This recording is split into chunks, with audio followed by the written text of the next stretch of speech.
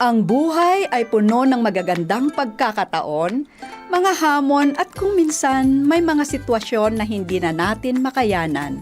Pero tandaan, hindi mo kailangang harapin ang lahat ng mag-isa. Tune in to Faithcast kung saan tayo ay magsama-samang pag-usapan ang pamilya, relasyon, personal na paglago, mga pagsubok sa buhay at ang pag-asang matatagpuan lamang natin sa Diyos. Pakinggan ang Faithcast tuwing Linggo at Miyerkules, alas 9 hanggang alas 9:30 ng umaga. This is Rolin Cadalig. And this is Lou Imperial. Be inspired Be encouraged. and let's keep rolling in the loop of faith. Dito lamang sa Faithcast. Hello everyone! Welcome to Faithcast, isang safe space kung saan pwede nating pag-usapan ang buhay, relasyon, personal struggles, tagumpay at syempre ang pananampalataya natin sa Panginoon. This is Rolin Cadalig. And this is Lou Imperial. Welcome po sa another meaningful conversation here on Faithcast, where we grow in faith, find hope, and navigate life together, one heartfelt conversation at a time. Ma'am Rolin, gusto ko palang batiin ang ating mga listeners sa AWR Yes. 89.1 FM pati sa ating mga social media platforms na Facebook and YouTube sa Adventist World Radio Manila. Ma'am, bago tayo magsimula, baka meron kayong gustong batiin? Syempre, batiin natin ulit ang mga kababaihan na alam ko na sumusubaybay talaga sa ating radio program na Yes. Faithcast. At yung mga kababaihan natin, ang families natin. Ayan. Ako naman gusto ko pong batiin ang ating mga masisipag na staff dito sa AWR. At gusto ko rin pong i-recognize si MJ Tanyedo. Yes. Ayan, Yung ang gumawa ng yes. ating intro. So, hi MJ. Thank you so Thank much you so for your much, ministry. MJ. Yeah. So, today, Napakaganda. ma'am. Gustuhan mo ba? Ay, ako Yes. gusto ko talaga. So, today, ma'am, ano nga bang Oo. pag-uusapan natin? So, ito ang pag-usapan natin, napaka-importante na topic ito. Kasi nabanggit natin nung unang episode about faith in action. Yes. Kaya ang ating topic ay faith that gives, living a life of altruism. Ayan, altruism. Altruism. Ito yung Medyo word malalim natin. siya. It's our Altruism word yung word natin. of the day. Yes, yes. Medyo malalim siyang word, ngayon ko lang din siya narinig. Pero nung inaral natin, actually, very simple lang pala ang meaning nito. Altruism is choosing to care for others, Yes. to help others, and to put the needs of others into consideration. Even hindi tayo nag-expect ng something in In return. return. So, Yeah. parang pagiging selfless to, ma'am, no? Yes. Mhm. True. Mhm. At ang pinakamagandang example kung sinong nagbigay nitong example ng altruism ay of course the life of Jesus, na Of course, yes. something that we see in the life of Jesus.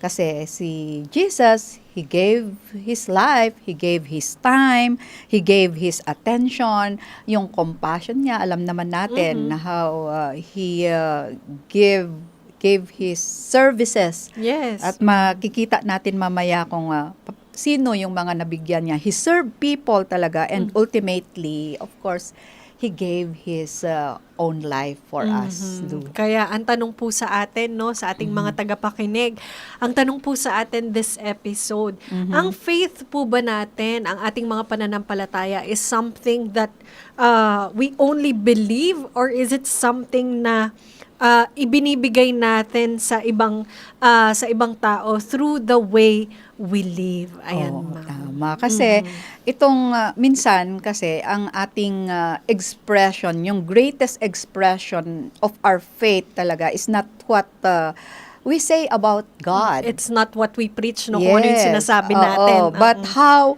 we treat the people around us. Ito yung importante, yung daily relationship, daily living natin with other people. Kung paano natin sila itrato. Yes. So, ma'am, mag-focus tayo dun sa ating word Altruism. of the day, altruism. So, ayan. Kaya nga, nabanggit mo kanina na ang altruism ay ibig sabihin niya yung selfless concern for the well-being of others. Yung hindi mo iniisip yung sarili mo muna, or even you think, of course you think about yourself, but more about beyond that is you think for the The for the well-being. well-being of others. It is Yes. choosing to help. It is choosing to serve, to encourage, and bless someone. Yun yung naka-mindset sa'yo. Not because we expect, of course, recognition. Na sometimes ito yung nangyayari sa atin, na pag tutulong tayo or meron tayong gagawin na maganda, na gusto natin impactful, because we want recognition. But simply because we care. Yun lang naman ang dahilan. We love that person and we care for that person. So dito na nga po papasok yung pagiging practical ng pananampalataya. Ano po, yung pananampalataya po is hindi lang kung ano yung nangyayari sa loob ng ating mga puso. Faith is also seen in our hands, kung paano tayo magbigay.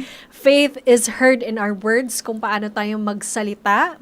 Faith is experienced through our actions. Paano natin tinatrato ang mga taong nakapaligid sa atin. At alam mo, Lu, yung paggawa natin dito ay kailangan genuine. Yes. Kasi ito yung sa altruism Kasi pag nagbigay, na ipakita natin yung ating pagmamahal sa kanila, we see the change in the life of that person. So we begin to notice, at saka sa atin din, na it gives a change in us. Yes. Now, when we do this, we begin to notice those who are hurting.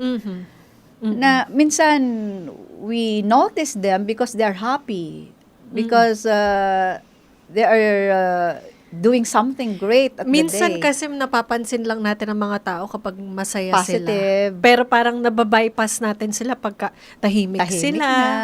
Pero pag malungkot. di natin nakita na or naramdaman na they are hurting. So we begin to care about those who are struggling. We begin to ask, sa altruism kasi, we begin to ask, how can I help? Hindi yung sasabihin, ano kayang makukuha ko dito?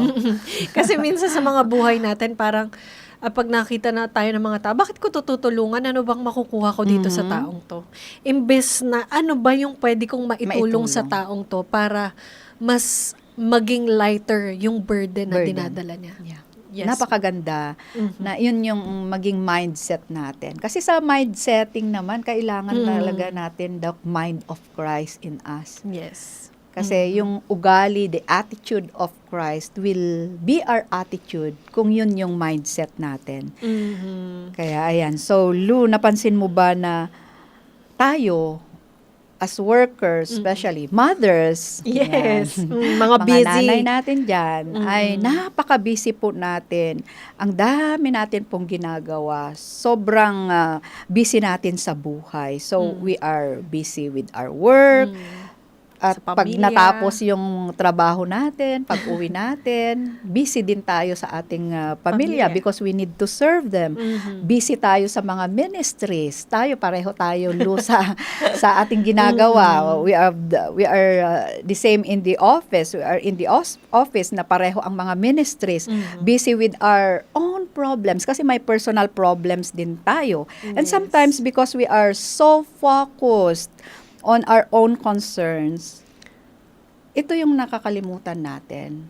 We fail to notice someone who is quietly hurting talaga. Ito, Ayan na nga. ang ganda, no, na yun ang gawin natin araw-araw din, na pag may nakita tayo, pag may napansin tayo na naramdaman natin na kailangan niya ng tulong, ang gandang lapitan.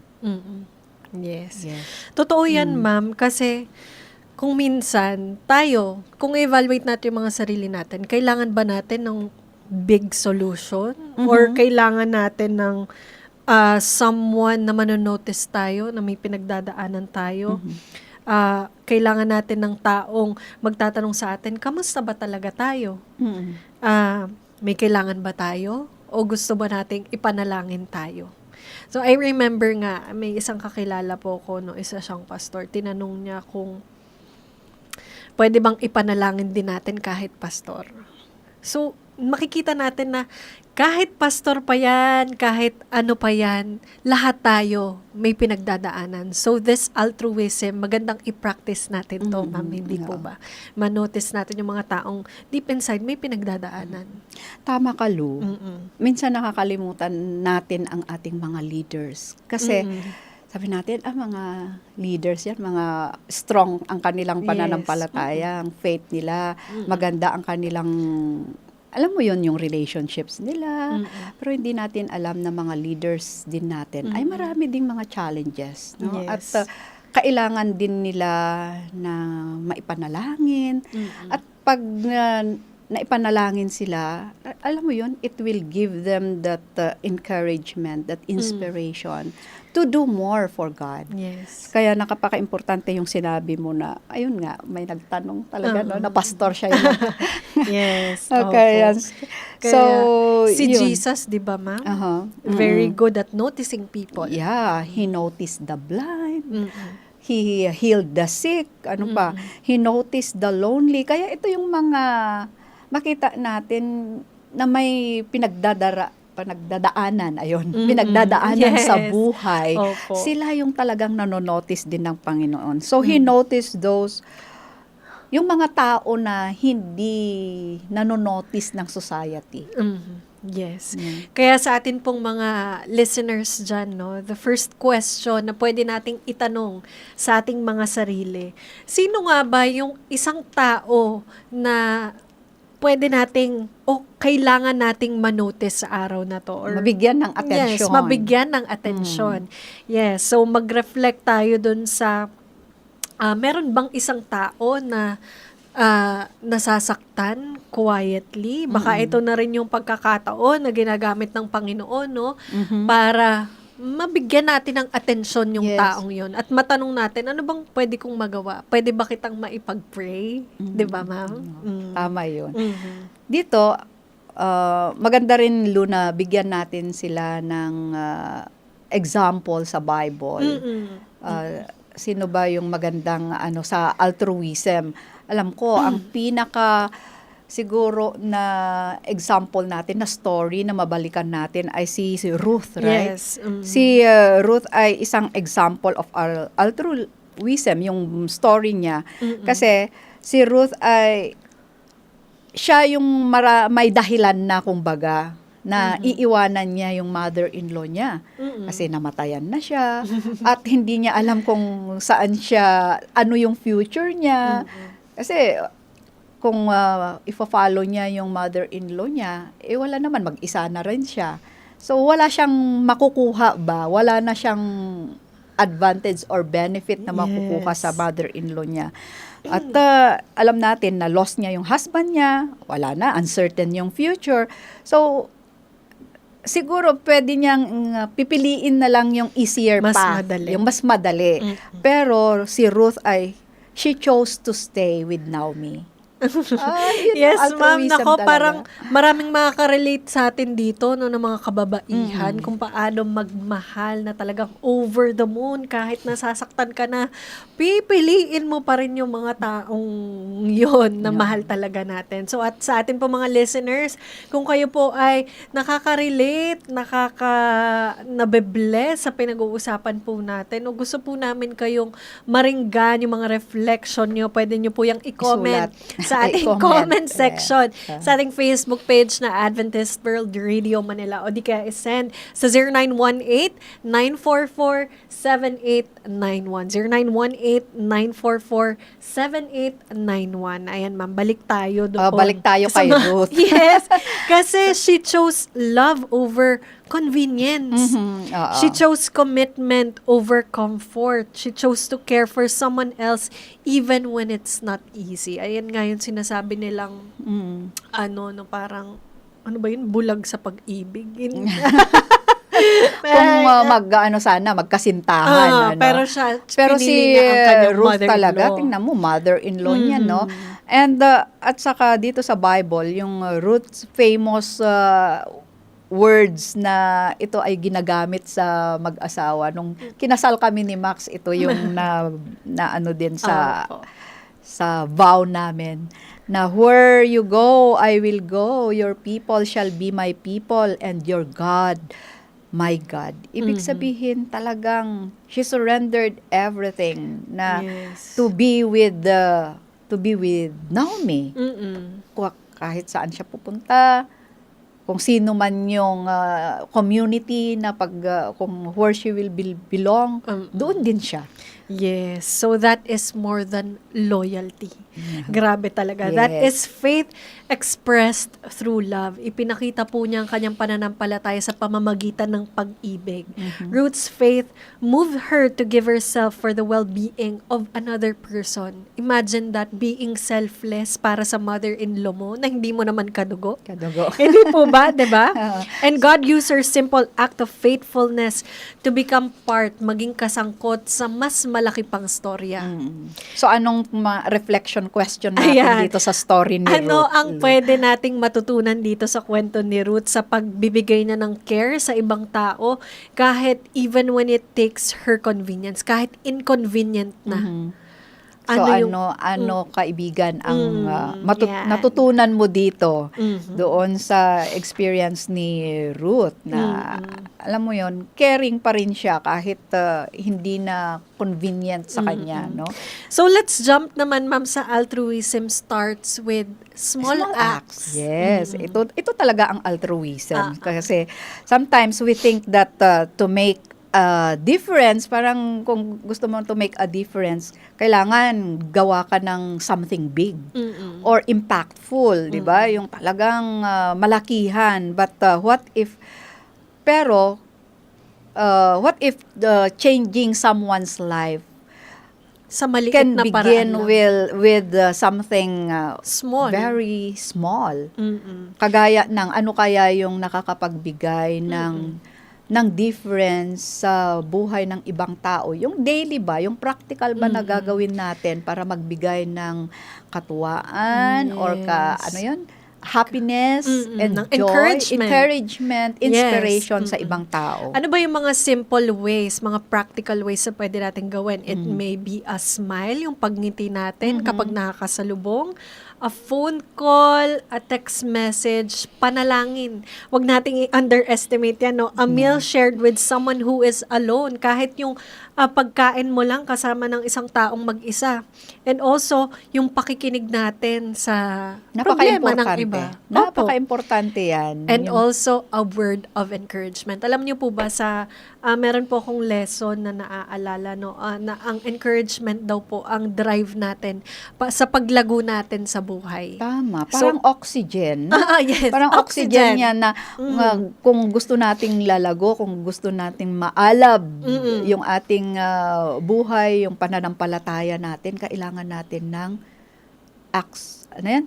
Small acts of Ayun, yung altruism. encouragement at saka yung encouragement na nabanggit mo kanina. Yes, Kaya nga, small acts of love can really make a Huwag difference. nating i-underestimate yan. Yung pagngiti, balikan ko lang yung pagngiti. Kasi free ba hindi naman natin binibili Walang yung mga bayad. ganito. Walang bayad. At saka napakadaling gawin. Yes! Alam mo, ang experience ko dyan, every day yan, every morning, basta dumadaan ako dyan sa, papunta dito sa office. Kilala mo si Kuya Pat, di ba? Nagwawalis. Every day yan. Kasi yun yung work niya. Apo. At pag nakita ko na yan, mag-go-good morning na talaga ako. Kuya Pat, good morning. Yung talagang lively din yung pag-ano ko at saka ngingitian ko siya. Opo. Mag-response din yan na sasabihin niya, good morning, ma'am. Yung ganun na lang na pagsabi ko, hindi lang siya yung na-blessed, kundi ako din. Parang yung pagsabi ko lang ng good morning at pagngiti ko, parang lumabas yung mga happy hormones, mga serotonin. Lahat ng mga hormones na happy hormones, dopamine, serotonin, at Yes, saka opo. oxytocin na lumabas na sa Parang atin. yung blessing kasi, it goes both ways. Yes. Pag ibinigay mo, babalik din sa'yo. Tama. Ikaw din, pagpapalain ka rin. So, tama napakaganda po. Huwag nating i-underestimate ang mga small acts of kindness. Kaya yung magsasabi ka na, Lord, use me to bless someone today. Kasi hindi kapag, natin hindi natin i-underestimate na every day, yun sana ang sasabihin natin sa sarili natin na, Lord, use me to bless someone, at least one person, di ba? Yes. Ano na lang yung isang person ang mablibless mo kaysa yung walang-wala kang mabless. Kasi para po sa ating mga listeners, kapag involve ang Panginoon sa gitna ng mga ginagawa natin, even the smallest act of kindness can be a blessing. Yes. Tama. Kaya, tama yung challenge ni Ma'am Rolyn sa atin. Today, ngayong Sunday, happy Sunday po sa inyong lahat to. Ipanalangin natin na, Lord, use me to bless someone today. It can be a smile. A hug. Sa family members natin. Mga A tap, simpleng bagay. Yung tap mo lang siya. Kumusta ka? Yes Ayan. po. So, ayan. Tungo naman tayo sa ating faith challenge of the week. Ayan. Kaya si Sunday po ngayon, magbibigay po kami ng challenge para sa inyo, no? So, every morning, pwede ba na every morning this week ay before you begin your day, mag-start ka na ng after your devotional, ay magsasabi ka na sa Panginoon, Lord, show me one person I can bless today. Pero ito po ay intentional. Talagang iplano mo na pag may nakasalubong ka, halimbawa, yun yung ipananalangin mo sa Panginoon, pag may nakasalubong ka, I need to stop for a few seconds and then smile at him or at her. Ma'am, paano daw pag bad mood? Pag bad mood. Kaya nga talagang kailangan, Isangguni mo na first thing pag-gising in mo the pa lang, morning. you really need to connect yourself to the Lord. At ito nga yung kaya iminamindset kayo namin, kaibigan, mga kapatid dyan na nakikinig sa amin ngayon, na every morning talaga, you need to ask the Lord, Lord, show me one person I can bless today. Yes. And syempre, first things first, ipanalangin din po natin yung magiging attitude natin towards other people. Kasi di ba yun nga po, paano pag bad mood ka? Paano mo mai-show din? Kaya first thing in the morning, you need to ibigay mong sarili mo sa Panginoon, seek guidance first, and then ask the Lord, Lord, give me someone. Show me one person I can bless today. Sa tingin ko, pag bad mood, Lou, try lang din natin, assignment din natin. Ito yung ating challenge din for this week, na pag halimbawa, bad mood tayo, kahit bad mood tayo, gawin pa rin natin na ngumiti. Yes. Yung pagka-bad mood mo ay mawawala. Of course, kasi na yan masaya na yung pakiramdam mo, yung emotion mo, yung attitude mo.